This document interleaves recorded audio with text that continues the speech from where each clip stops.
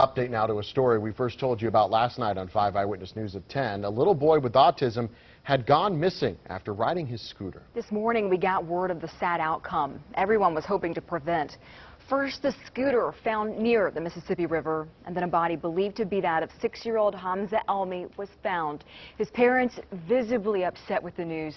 The community that stands beside them shaken. I know his family. They live a couple of blocks from here, and my prayers out go to his family. Hamed Moline was just one of the many people searching for Hamza into the night and again this morning. Well, tonight that community is coming together to mourn the loss. Our Brett Hoffman traveled to St. Cloud today to talk with them and to learn more about the bigger issue here, kids with autism prone to walking away like Hamza did, Brett. That's right, Tom. And this 6-year-old had a history of wandering away. Family members say that's just because he was filled with so much curiosity. Police ruled this an accident, but that doesn't take away the pain that family, friends, and this community are feeling tonight.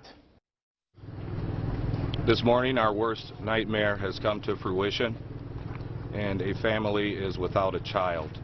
It's really tough losing a son, especially this way. Just feet from the river is a memorial paying tribute to a little boy whose life exploring the world was cut short. He liked to go out and discover and look around. He liked playing in the sand and playing with rocks.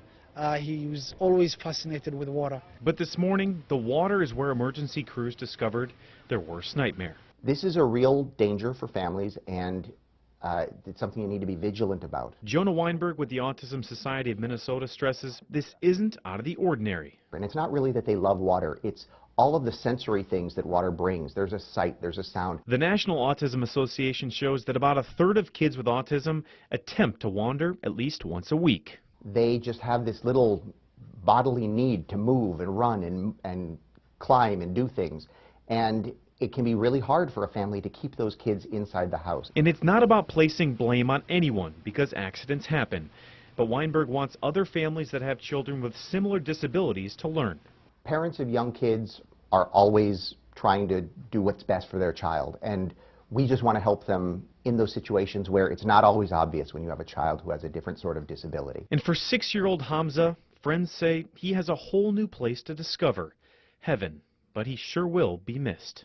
For this community, it's a great tragedy for us. It's a sad day for us, for everybody in St. Cloud. Now, the family of Hamza wants to thank all the community members who stepped up and helped during this search. If you have a child with a similar disability and want to learn more about the Autism Society of Minnesota, visit our website at kstp.com. Tom?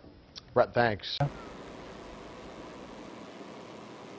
Yes, the family and police investigators are describing this as a horrible accident. You can see the memorial growing behind me. We've been talking with people in the community, family, some friends, even the school nurse where this little boy attended, coming here to pay their respects and frankly having some difficult conversations today with their own young children, trying to describe what happened. It was around 8:40 Thursday night. Family first realized that 6-year-old Hamza Almi wasn't in his St. Cloud home.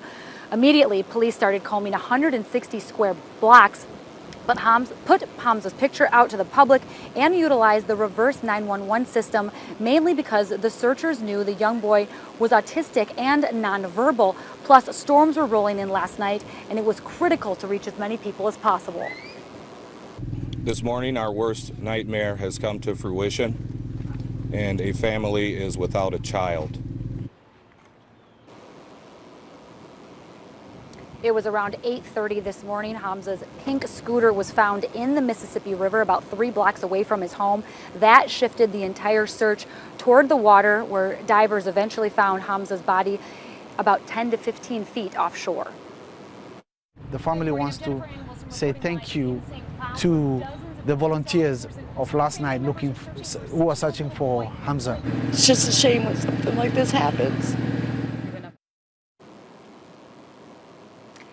And again, the memorial continues to grow here. They plan to collect stuffed animals and the books and the tributes here until tomorrow afternoon and then give those to the family. We're told the family has several other young children. They are dealing with funeral arrangements right now, and there has been a GoFundMe site set up to help with those funeral costs. We'll get that up on our website, fox9.com.